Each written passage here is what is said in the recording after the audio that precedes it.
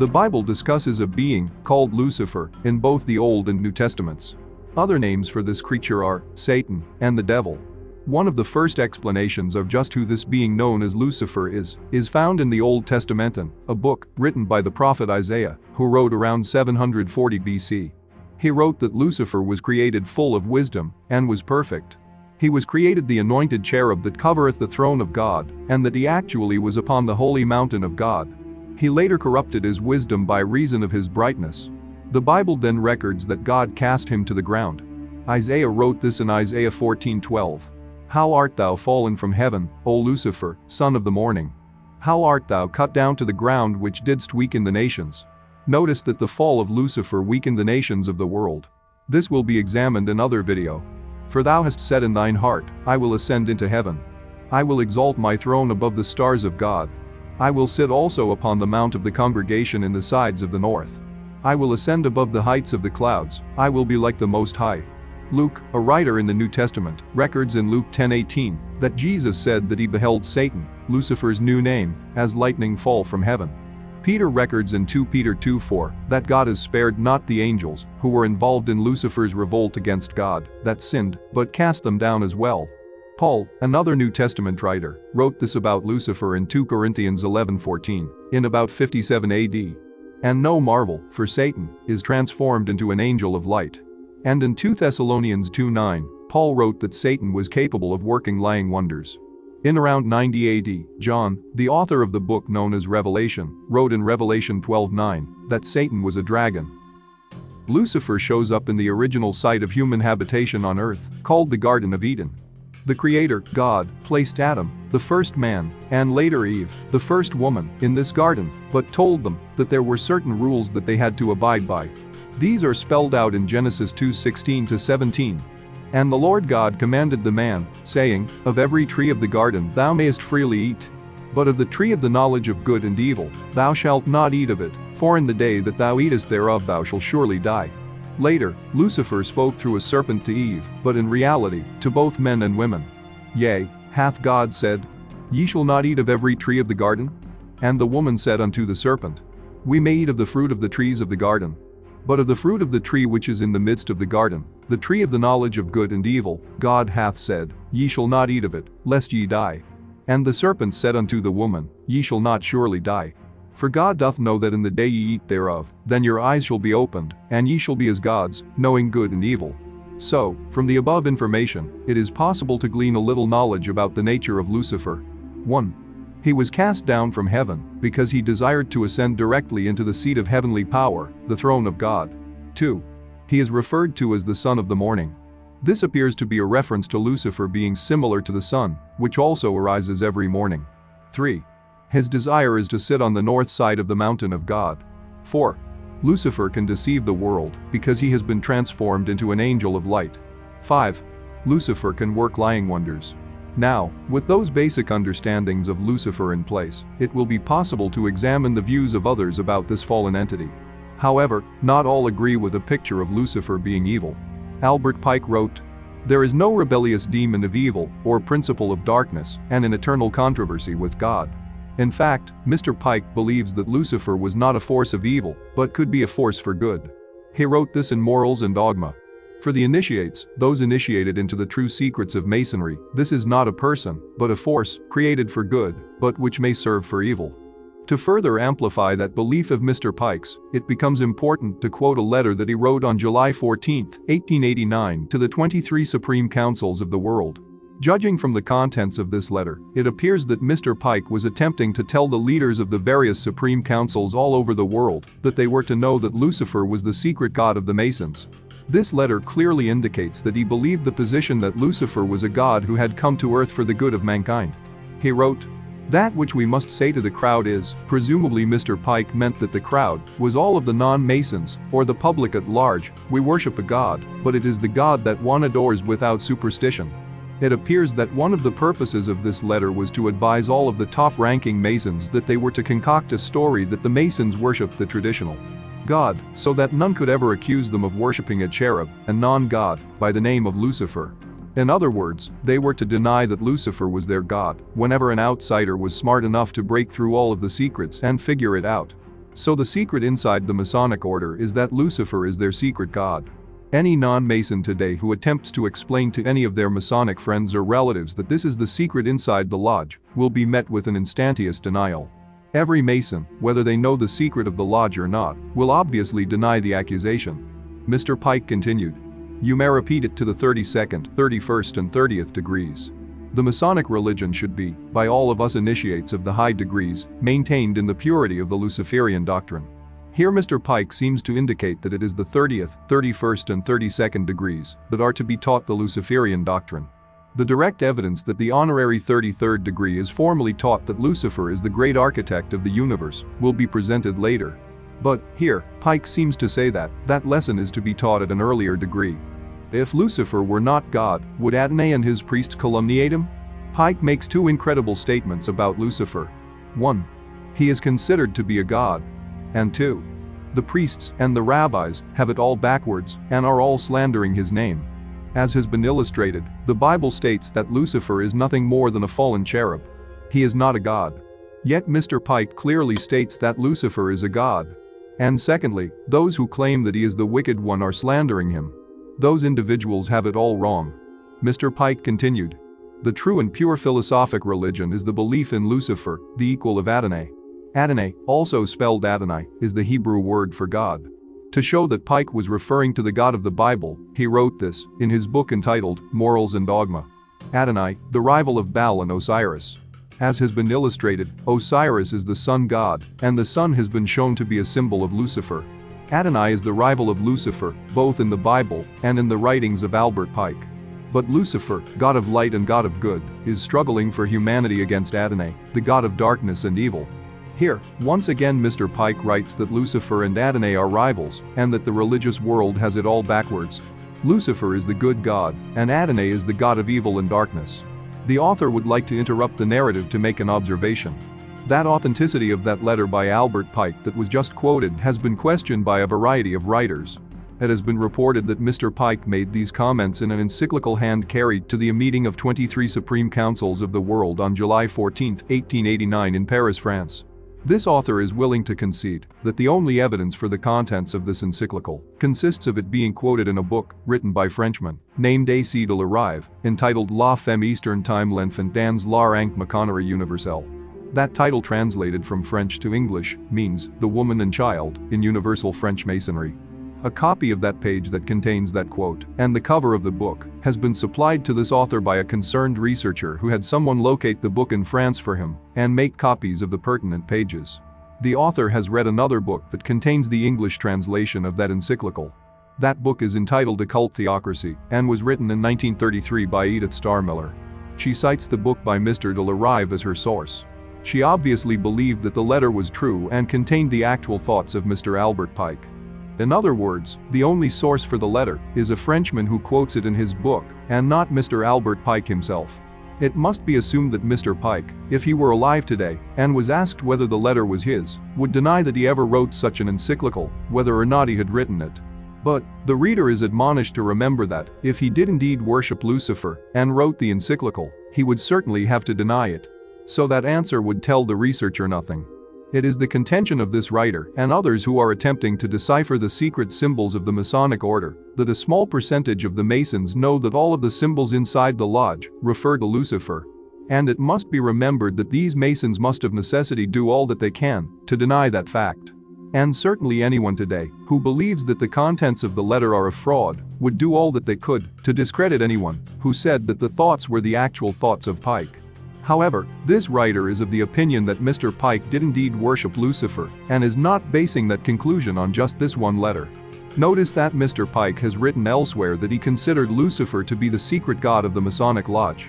So, it is not essential to this writer's position that this encyclical be proven to be valid. It is the author's contention that there is ample evidence from other sources, including from Masons other than Mr. Pike, that the secret god inside the Masonic lodges is Lucifer. That evidence is available to anyone who cares to locate it. But there is another Mason who knows that Lucifer is the good god of a particular segment of the Masons. Pike's fellow 33rd degree Mason, Manly P. Hall, also felt that this god was a god of good. He wrote in his book entitled The Secret Teachings of All Ages. Sun worship played an important part in nearly all the early pagan mysteries. The solar deity was slain by wicked ruffians who personified the evil principle of the universe. By means of certain rituals and ceremonies, symbolic of purification and regeneration, this wonderful god of good was brought back to life and became the savior of his people. This God who came back to life is not the Jesus of the Bible, because Mr. Hull refers to him as the solar deity. He is referring to the death and resurrection of Osiris, covered in detail in the Masonic rituals. Manly P. Hull has further identified Lucifer as the god of some of his fellow Masons. He has written this in his book entitled, The Lost Keys of Freemasonry. When the Mason learns the key to the warrior on the block is the proper application of the dynamo of the living power, he has learned the mystery of his craft. The seething energies of Lucifer are in his hands, and before he may step onward and upward, he must prove his ability to properly apply energy. Mikhail Bakunin, the Russian anarchist, also addressed this question of evil and good gods. He wrote, "The evil one is the satanic revolt against divine authority, revolt in which we see the fecund germ of all human emancipations, the revolution." Socialists recognize each other by the words, "In the name of the one to whom a great wrong has been done." Satan is the eternal rebel, the first freethinker and the emancipator of worlds. He makes men ashamed of his bestial ignorance and obedience, he emancipates him, stamps upon his brow the seal of liberty and humanity, in urging him to disobey and eat of the fruit of knowledge. That thought that Lucifer was a good spirit, to whom a great wrong was done, is the basic thought that holds the New Age together, according to Tex Mars, the author of 2 major books on the subject. He has written, "Many New Agers commend Lucifer because, by tempting Eve, he enabled man to evolve toward enlightened knowledge and godhood." Mr. Mars discusses the thoughts of a leader in a mystical organization called the Stell Group, named Iqalal Kuashana. He writes that this New Age leader says that Lucifer is the head of a secret brotherhood of spirits. The brotherhood is named after Lucifer because the great angel Lucifer has been responsible for the abolishment of Eden in order that men could begin on the road to spiritual advancement.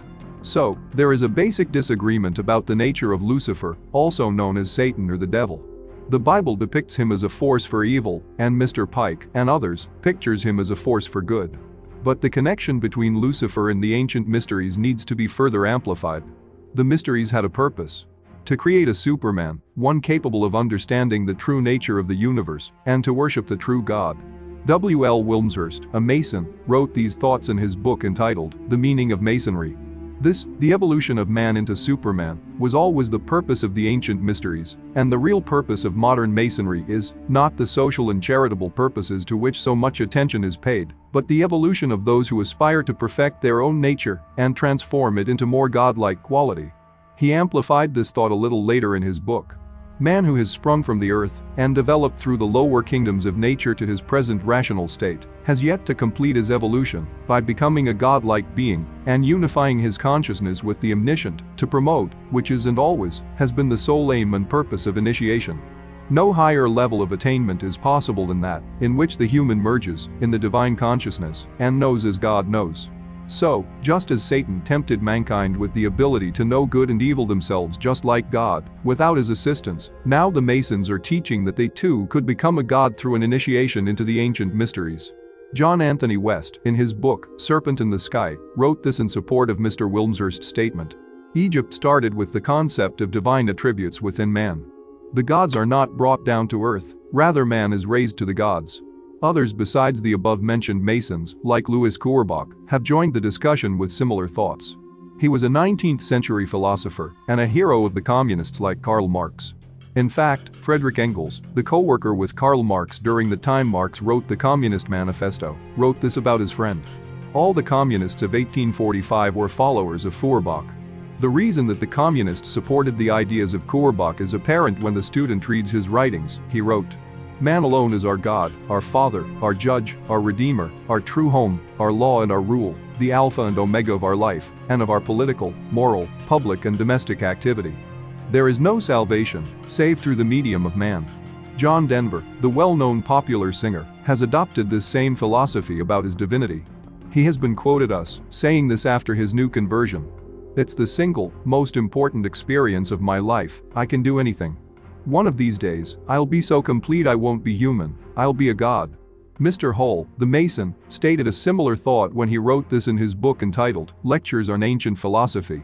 We may study the star intellectually, but we have never attained consciousness until we are the star.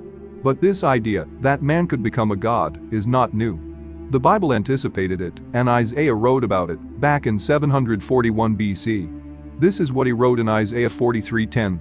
Thus saith the Lord, understand that I am he. Before me there was no God formed, neither shall there be after me. And once again, in Isaiah 45:5. I am the Lord, and there is none else, there is no God beside me. The Bible teaches that there is but one God, and that mankind has no possibility of sharing his Godhead. One who apparently has not believed those statements in the Bible is Shirley MacLaine, who has become a spokesman for the position that man can become a god. She has written several books on the subject of her support of the New Age. Newsweek magazine described her as the New Age evangelist. She wrote the following statement in her book entitled, Dancing in the Light. We are part of God, and this elsewhere in the same book. If one says audibly I am God, the sound vibrations literally align the energies of the body to a higher attunement. If each man is a god, mankind is capable of making decisions for their own welfare. Each man has complete control of his decision-making, according to Miss MacLaine. In fact, man's control has extended into areas few have ever claimed for mankind. These are the thoughts of Miss MacLaine. I think we choose to be together. We choose our parents, and I think the parents choose the children they want to have before they ever come into an incarnation. She went on further to record another strange thought when she wrote this. There was no such thing as reality, only perception. One can only wonder where Miss MacLaine got these bizarre thoughts from. Several clues that can assist the student in understanding her have been given by either her own revelations or from some articles that have appeared about her in the media. In her book entitled Out on a Limb, she wrote about her meetings with her married lover in her apartment. She commented that he looked at her shelf of books on, amongst other subjects, Marxist theory, including a biography of Karl Marx. Parade magazine of December 18, 1988, had an article on Miss MacLaine, in which it revealed that her den had lots of framed pictures. Surely with communist Fidel Castro, and with communist Nikita Khrushchev amongst others. The magazine reported how Shirley and her lover talked about democratic socialist principles and how it was possible to have them both at the same time if the rich would only share their wealth more. Elsewhere in her book, she wrote about how much of a hypocrite she was when she added this contradictory statement. Wanted to talk to him, her lover, about how I had made a lot of money and that it made me feel elite in a world that was broke to know I could buy just about anything I wished for. However, nowhere in her book did she say that she had freely donated any of her own wealth to the relief of the poor. Apparently she believes that the communist ideas about wealth sharing are acceptable only as long as she does not have to share her wealth like she wants the other rich to do. Miss MacLaine has since gone on a nationwide tour promoting her newfound religious views to the public. Newsweek magazine reported in 1987 that she had made a great deal of money explaining her new thoughts to others. Since MacLaine began her tour in January 1987, more than 10,000 people in 15 cities have paid the $300 admission fee. 10,000 times $300 equals $3 million. Obviously, Shirley's tours have proven to be both popular and lucrative. The Newsweek article on her seminar mentioned a little of what she teaches in them. The following are a few of her comments. The earth is moving off its axis, she says, and only the collective consciousnesses of mankind can right it. For the spiritually inclined, a window of light will appear on those days, August 16 and 17, 1987, that MacLaine says will allow us to rise to a higher plane of cosmic understanding.